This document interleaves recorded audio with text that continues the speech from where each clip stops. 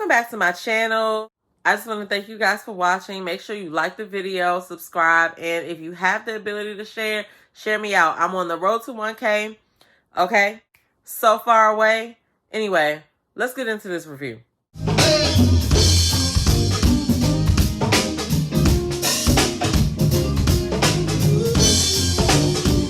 They started the men's lounge, and Tommy tells them that they're going to introduce the women to their friends. So we know that Phil's going to be on this episode. We got PLJ and his friend, Chill Bill. And so Dakia shows up first. They go to, I think they went to Tony and Joe's or something. It's a seafood restaurant in DC.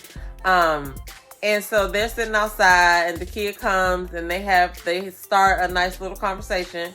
So the first thing that I noticed was that I was like, why is the kid there? Because I didn't feel like they had a connection, but I guess like we don't always see everything, but it was supposed to be Carmen and Tina didn't respond. So if you guys watch Kamisha reviews, she kind of dropped a little tea that Tina like chose herself. She pulled herself out of the whole process. And she's supposed to be interviewing with Kamisha, so stay tuned for that. But so since she didn't show up, I guess that's why Paul had Dakia show up. And so it was interesting because they got to see, you know, if they really could have a connection or whatever. But then Carmen shows up, and okay, let's just say Carmen's entrance. This is how Carmen was looking right here. I know that's right. Carmen walked up and was like, hello, everybody. Like, she was shocked to see the kid there as well. So I thought they both looked nice. I thought that pink dress looked good on the kid, and I thought Carmen was really wearing the outfit that she came in or whatever. I think it's funny though, because like, I guess, you know, Paul was the only one that she hadn't really like gone out on a date with or whatever, but it's like, okay, Eric's gone and she's still in the Clifton, but her and Carmen both like Eric, and her and Carmen had both kind of had their eyes on Clifton in the very beginning. So it's like, is this like a production continuation to try to keep these two women are into the same guys kind of thing? Like, but I mean, I feel like production did that on purpose. I don't know. We'll see. Who knows? Like, we getting into the whole, they about to have the retreat. And meanwhile, that stuff happened last year, so we don't know the state of the cast right now. Like, they posting pictures from back then. They confusing everybody, and so nobody knows what the hell's going on. You know what I mean? Maybe Tina gonna drop some tea when she interview with Kamisha, but who knows? Who knows? So Tori and his friend get together, and they're supposed to meet Sabrina and Ace. And so once again, we have a no call, no show. Only Sabrina showed up. Ace did not respond, and Tori actually took a minute to try to call Ace on the date while Sabrina was there. I agree with Sabrina. I feel like he should have kind of like he should have at least excused himself to go make the phone call or whatever. But I mean, I would have just assumed that she wasn't coming since she didn't answer the phone at first. I don't know if I would have stopped right there and called. So Tori, oh man, I like Tori, but it seems like him and the way that they're painting him and Sabrina's situation, it's like Tori might be on the way out the door. So when Sabrina came, she brought a candle for Tori, which kind of sent mixed messages, because I feel like Tori was picking up the same thing we picking up, like he just losing a grasp on the whole connection. But she came and brought him a candle, and Sabrina did not like how he handled the whole thing about calling Ace. So I don't know how that's going to end up. Some people think that they're going to end up still being together, but I don't know, man. I think this is kind of like, you know how you have a situation that kind of starts out real good, and then a couple of things happen in the wrong sequence, and this is like, dang, that would have been a very good connection if these things hadn't happened. I feel like that's kind of what they're going through, but I'm just a viewer. I don't know. These are just my speculations. You know what I'm saying? So then Demetrius has his friend Kim meet Sabrina. So then they're talking, and that submissive word comes up again, and Sabrina is like, oh, hell nah. This might not work. Demetrius, I don't know. even his friend is talking about something. Yeah, he needs a submissive woman. So basically, I'm translating that to mean submissive is submissive is submissive. But when it comes to Demetrius, the vibe that I'm getting is that, especially since his friend said that, like, that's one of two things. Either you told your friend to say that, or your friend knows you so well that he knows what kind of woman you need. But submissive in this instance kind of read, he need a girl to do what he say, kind of thing. You know what I mean? I don't know. We'll see what happens. I mean, we're all in this roller coaster ride and nobody knows what the fuck is going on. So, anyway, I want to know, Sabrina said that word is foreign to her, and I just want to know, as usual, what happened in that whole conversation, because, baby, I don't see it. I don't know. So then you got Clifton and, okay, so Clifton and his friend, Clifton and his friend Kenny, they meet Joy and Dakia, and this is the first time that Dakia and Joy have been on a double date together with Clifton, right?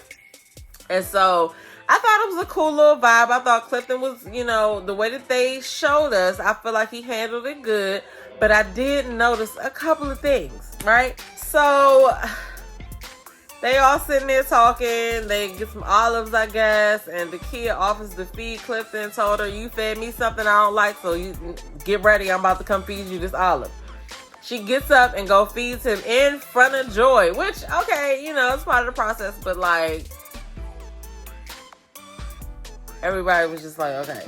But, like, I don't know. He ended up spitting the olive out. So, there's that, He don't like olives. Which is interesting because I'll get to that in a second.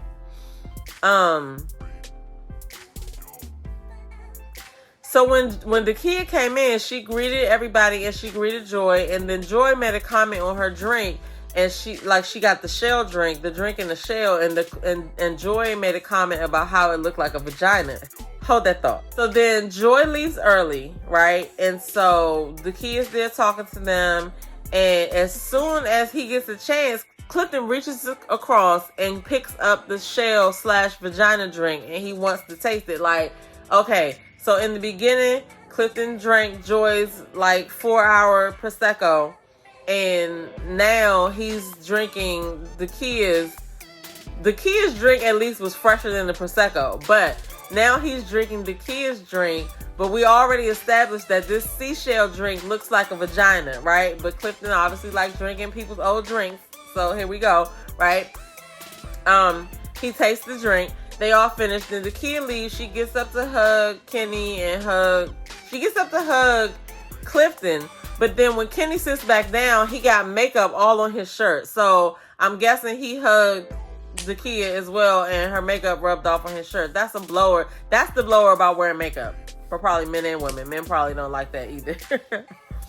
Anyway, so they sitting there talking or whatever. And Kenny says he got a better vibe from Joy. But then in the end, what does Clifton do? He takes the kid's drink, the seashell/vagina drink, and he, makes a little joke with it. But he still probably drank that shit. Clifton is funny as I don't know what, y'all. I don't know what's going to happen with this, but Clifton is funny as I don't know what. I feel like him and Joy still going to end up together, though. So we shall see. So now we got Donovan, whose best friend is Phil from last season. And so they're meeting at a restaurant. It looks like Chinese restaurant. So they're meeting, and Sabrina and Tina are coming. So Tina showed up to the date for Donovan, but she did not show up to the date for Paul. But again, we don't know, what the time frame was or anything behind that. So the funny thing, though, is last season, y'all remember Phil came out of nowhere and just, had 3 girls on his line. And, Donovan kind of did the same thing because he was, one of the curveballs, and he came in and then just got all these girls on his line or whatever. So I thought that was interesting. They had the same energy on 2 different seasons. So Phil is the perfect friend to be meeting these people because he's been through the process and he's asking them all the right questions. Sabrina's engaging. She's answering his questions. Tina's answering the questions, but at some point she looks a little disengaged, like she just kind of is not feeling it.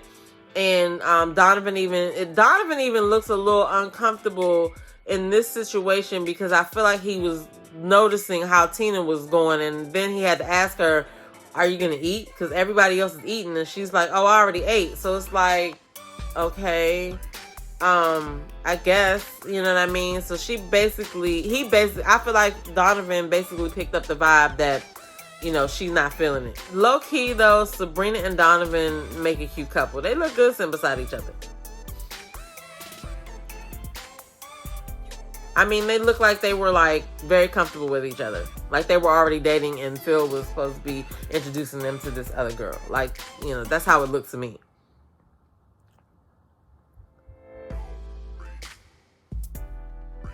But Sabrina mentioned that she gets the vibe that he's still finding himself now, which I don't think is right for her to judge, because we find out that she was married for 7.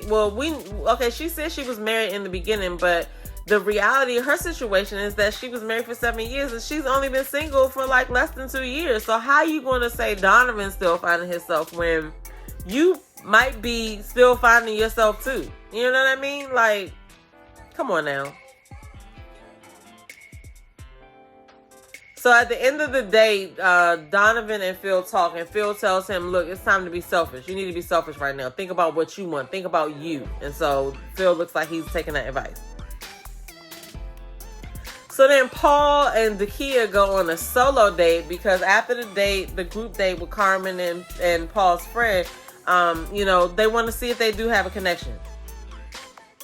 Now, they do have some things in common. They both pescatarian. Paul also gave an interesting view of taller women. Like, I never knew dudes thought about that like that. Like, Paul's tall, so I would think that he would like women that were tall, but he really was telling the kid that he liked the little short, petite women because, they so short and cute, I guess, and you don't want nobody with like long, he don't want nobody with like long legs or whatever. I don't know, but I thought this take was interesting. So, Dakia laughed at his jokes, and I'm like, can I see them together? I could see them together. I mean, they bonded on their creative side. Dakia didn't know that Paul had a creative side, but I really, really honestly think that Paul would do well with Carmen, because Carmen is going to bring out the wild side in him that it looked like he be trying to suppress. And I also think that Carmen, I think Carmen, I don't really know who else I see Paul with. I don't know. We'll see how this shit ends up. So then Tori and Ace go on a solo date, because Ace was also a no-show at their date. And so Ace just lets him know, look, I just want to keep it real with you. I see the way that you look at Sabrina, and that's how you should look at the person that you want to be with. And I didn't want to impede on that. And then she also lets him know that she started seeing somebody romantically as well. Rumor has it that it's Tyrone from last season. So I don't know how true that is, but Kamisha dropped that tea allegedly as well. So make sure y'all go check out Kamisha Reviews channel, because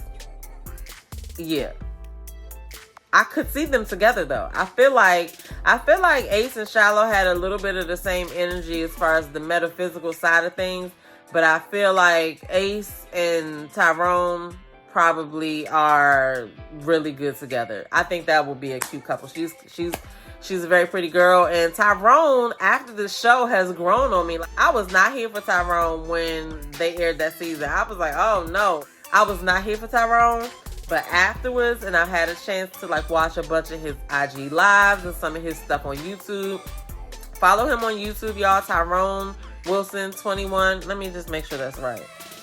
So follow him on Instagram at Tyrone Wilson 21 and subscribe to his YouTube channel, Ty Wilson 21. Ty Wilson 21.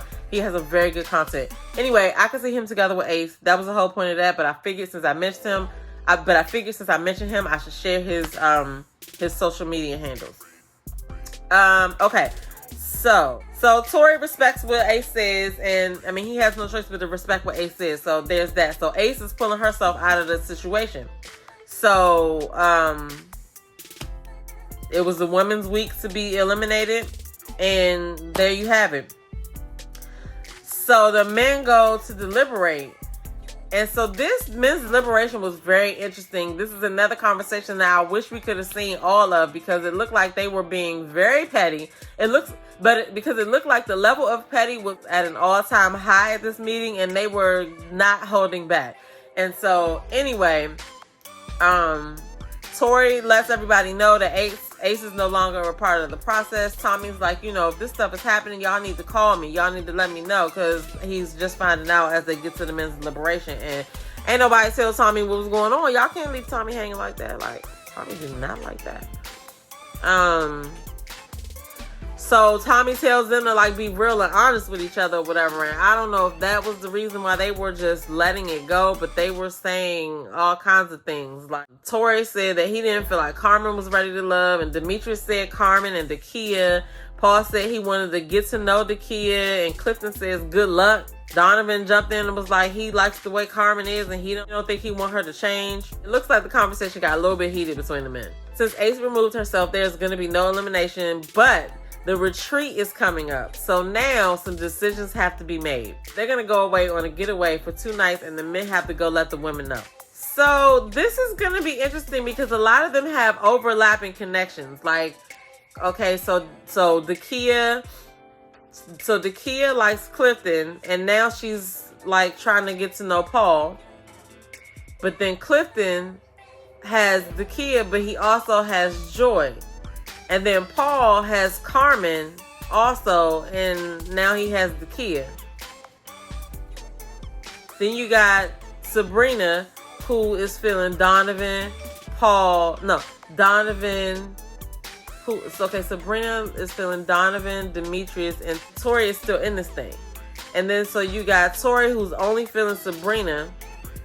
And you got Demetrius, who's feeling Tina. Well, Tina's not there anymore either. So Demetrius is just going to be trying to focus on Sabrina as well. And then Donovan has potentially Carmen, Sabrina. I don't know. Some decisions going to have to be made. It's looking like it's going to be an interesting weekend. So, yeah. There you have it. I don't even think Tina went on the retreat. It looked like she pulled out, but we'll see. I mean, so Tina left as well, but I don't know whether she left before she got to go to the retreat or not. So I guess we'll see how things are edited this week. I don't know. Okay, so y'all know I normally give you top 3 women and top 3 men, but this week I'm going to do top 3 women and top 3 men since we going into the part where we have to figure out what these connections are. I'm going to let you know the couples that I'm rooting for going into the retreat. So my first couple, obviously, anybody who follows this channel, you already know, I'm rooting for Clifton and Joy. I'm rooting for Donovan and Sabrina. And I'm also rooting for Paul and Carmen. I don't know how it's going to play out.